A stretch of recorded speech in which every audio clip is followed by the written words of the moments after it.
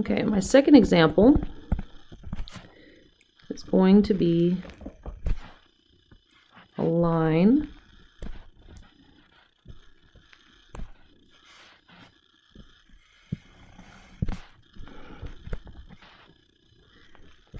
X in inches, Y in inches.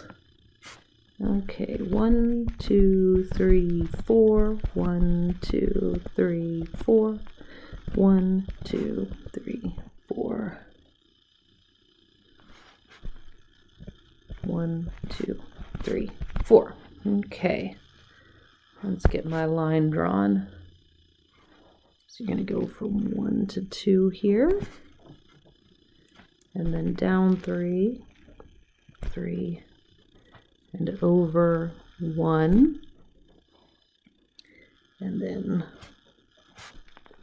here. Okay, so we've got this at 4, 2, 2, -3. Actually, I'll put negative signs on there, and 1.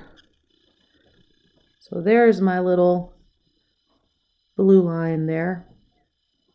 Make sure I get that all on there. Okay, and I wish to find the coordinates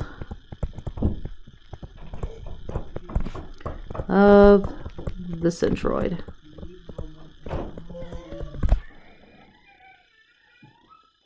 All right, so we're going to break this up again into, this time, 4 parts. So we have this length here that I'm going to call part 1.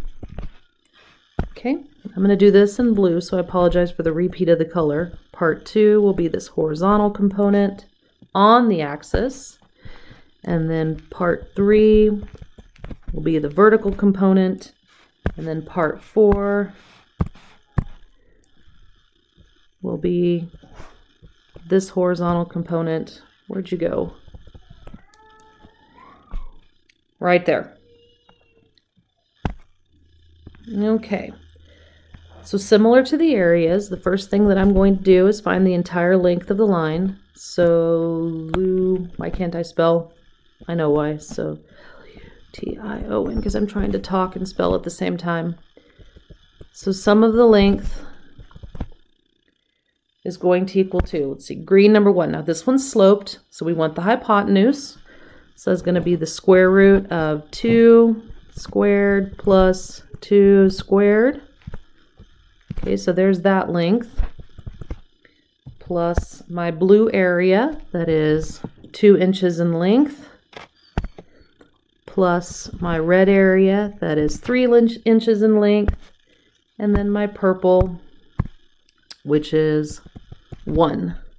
Okay, so the total length of my line here is 8.828 inches. Okay, next up I need my horizontal component, so that's going to be sum of the length and its coordinate x. Now here's where those negative lengths are going to come into play. Okay, so we've got the green one first. So that's 2 square roots of 2, okay, for that length 1. And it is located at -2 minus 1/2 of 2, okay? So this is x bar 1. So I move over 2 inches here. So move over 2 inches here. And then I just need the horizontal, so that's half of the width, okay? That's where that centroid lies, right there. All right, so there's that first one. Plus, okay, 2, so it's 2 inches in length, length 2, times the coordinate for its horizontal ordinate. Anyway, the horizontal ordinate for its centroid, there we go, is -1. So this is x bar 2 red area, plus 3, and its centroid is located at 0. Okay, length 3, x bar 3. And then I have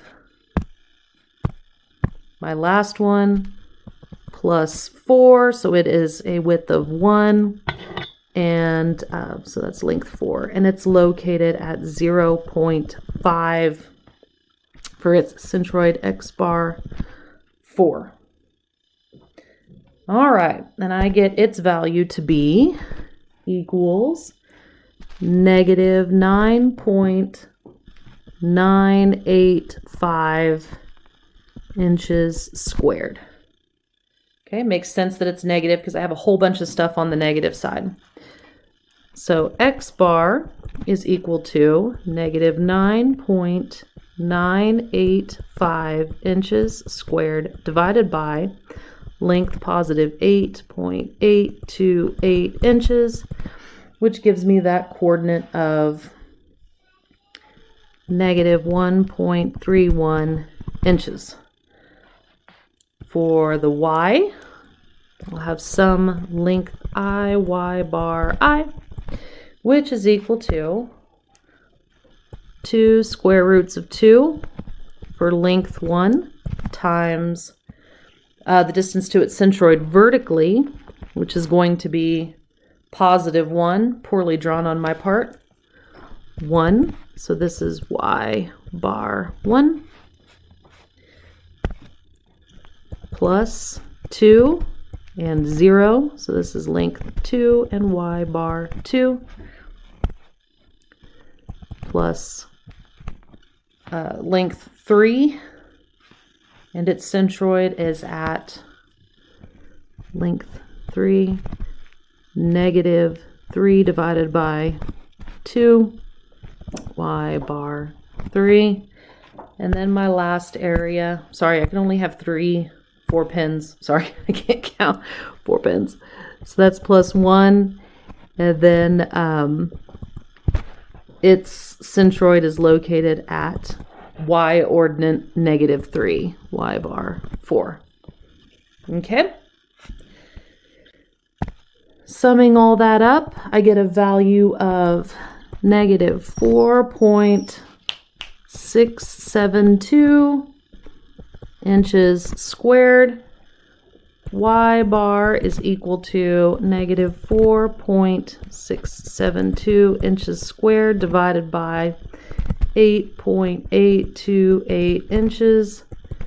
So my y ordinate is at negative 0.529 inches. So the centroid of my line,